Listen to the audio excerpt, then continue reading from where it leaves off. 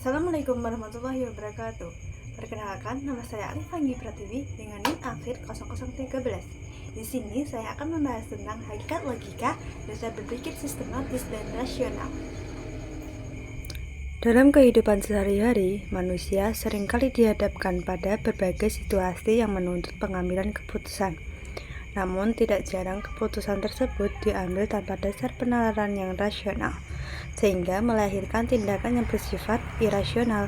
Oleh karena itu, penting bagi kita untuk memahami logika sebagai alat berpikir yang sistematis. Lalu, apa sebenarnya yang dimaksud dengan logika, dan bagaimana perannya dalam menuntun manusia menuju kebenaran? A few moments later. Dimulai dari pengertian logika. Secara etimologis, logika berasal dari bahasa Latin yaitu logos, yang berarti perkataan atau ucapan. Dalam tradisi keilmuan Islam, logika dikenal dengan istilah mantik yang berasal dari bahasa Arab yang berarti berkata atau berucap. Hal ini menunjukkan bahwa logika berkaitan erat dengan kemampuan manusia dalam berpikir serta mengungkapkan pikirannya melalui sebuah bahasa.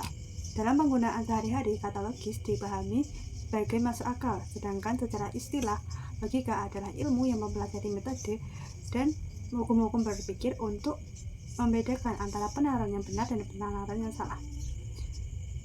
Dengan logika, pikiran manusia diarahkan agar tidak menyimpang dan tetap lurus dalam mencari sebuah kebenaran. Logika termasuk dalam cabang ilmu pengetahuan. Artinya, logika bukan saja merupakan kebiasaan berpikir, akan tetapi merupakan disiplin keilmuan yang memiliki metode dan aturan tertentu. Logika memiliki hubungan yang erat antara pikiran, kata, dan proporsi. Ketika manusia sedang memikirkan sesuatu, maka manusia tersebut sedang melakukan aktivitas berpikir. Namun, agar pikiran tersebut dapat dipahami oleh orang lain, isi pikiran harus diungkapkan dalam bentuk kata. Misalnya dalam pernyataan, besi bila dipanaskan memuai. Pernyataan ini merupakan ungkapan pikiran dalam bentuk kata-kata yang dapat dinilai benar atau salah oleh orang lain. Pernyataan seperti ini disebut dengan proporsi, yaitu kalimat yang memiliki nilai kebenaran, benar atau salah. Namun tidak semua isi pikiran dapat dinilai benar atau salah. Pikiran manusia juga dapat berupa keinginan, harapan, maupun kehendak. Misalnya, saya berharap semua mahasiswa UIN Salatiga menjadi orang yang sukses. Pernyataan tersebut merupakan ungkapan harapan, di mana tidak dapat dinilai benar atau salahnya, sehingga tidak termasuk proporsi. Lalu, apa arti dari kata benar itu sendiri? Benar pada dasarnya adalah persesuaian atau tidak adanya pertentangan antara pikiran dan kenyataan. Misalnya, besi bila dipanaskan membeku. Kita dapat menyimpulkan bahwa pernyataan tersebut adalah salah, karena tidak sesuai dengan kenyataan.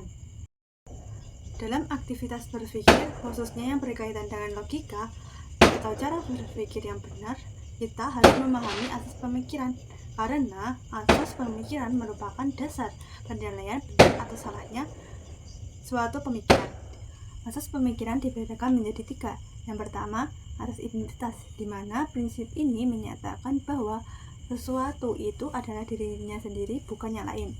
Contohnya, bila kita mengakui bahwa seseorang yang kita lihat bernama Budi, maka dia adalah Budi, bukan yang lain. Yang kedua, asas kontradiksi, di mana prinsip ini menyatakan bahwa pengingkaran sesuatu tidak mungkin sama dengan kenyataannya. Misalnya, bila kita mengakui bahwa seseorang yang kita lihat bukan Budi, maka tidak mungkin pada saat yang sama kita mengakui orang tersebut adalah Budi. Yang terakhir yaitu asas penolakan kemungkinan ketiga, di mana prinsip ini menyatakan bahwa ketika ada pengakuan dan pengingkaran, maka kebenaran hanya terletak pada salah satunya. Misalnya, kita gunakan contoh sebelumnya ya, yaitu ini Budi dan ini bukan Budi.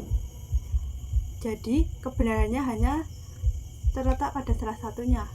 Ini bukan Budi atau ini Budi. Tidak mungkin dua-duanya bernilai benar. Lalu bagaimana cara kita mendapatkan sebuah kebenaran? Dalam logika, terdapat 2 cara utama untuk memperoleh sebuah kebenaran, yaitu induksi dan deduksi. Yang pertama, cara induksi adalah cara berpikir dari kasus-kasus khusus menuju kesimpulan umum.